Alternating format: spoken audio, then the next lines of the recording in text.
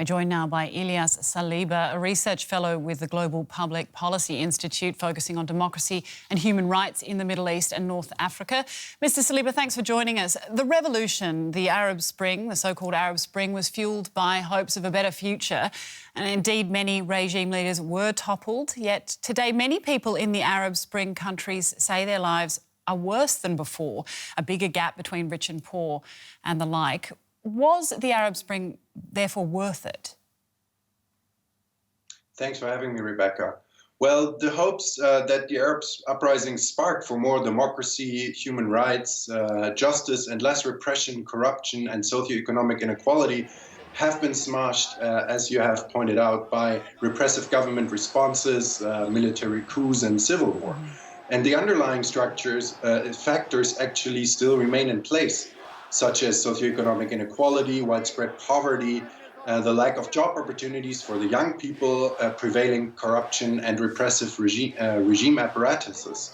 So all in all, although we now draw a rather negative picture, I would say it's difficult to judge kind of someone risking their life, going on the street demanding their rights 10 years ago by these effects, as they have been the result largely from government responses.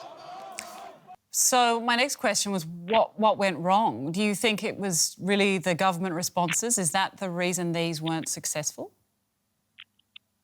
Well, I would say that's the main reason. The main reason is that, but then again, not every trajectory was the same. But to a large extent, the brutal crackdown that has actually followed the protests and movements by the incumbent regimes in the region, even leading in some cases, as you've mentioned, to civil wars, to the total collapse of statehood in Libya, Yemen and Syria, for example, has actually triggered this result that we are seeing today to a large extent. Another aspect might be that the regional cooperation of autocratic regimes in order to support each other has also fueled this trajectory. And we, of course, can't not mention the international community. The former US President Barack Obama famously drew a red line in the sand in Syria and then failed to act when the Syrian government crossed it. Just one example. How much blame or responsibility does the international community carry for the failures of the Arab Spring movement? Well, to blame the international community at large is a bit difficult, but we should definitely look at the Western democracies and how they have impacted the development since 2011, as they have often publicly claimed and stated that they support the ideas of these revolutionary protest movements, right? And first and foremost, the European Union and its member states and the United States have actually put their interest in stability in the region over the protection of human rights and the demands of the protesters, for the most part at least. The basic assumption underlying this is that the autocrats of the region will provide stability, but that is fundamentally flawed in my opinion.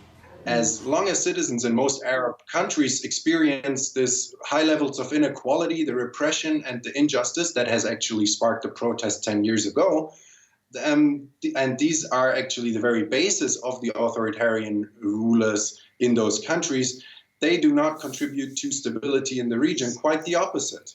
And thus, I think the European Union and the US have to fundamentally rethink their approach and their relationship to these autocratic rulers. Instead of showering them with state honors on red carpet visits, they should include human rights conditions on economic cooperation. They should stop selling arms to autocratic regimes in the region that might be regional even against their own citizens. And they should make clear to the leaders in the region that there can only be more cooperation if they deliver on curbing and persecuting human rights violations and provide basic rights for their citizens. Wow, much to be done. Ilyas Saliba, Research Fellow with the Global Public Policy Institute. Thanks very much for your insight. Thanks for having me.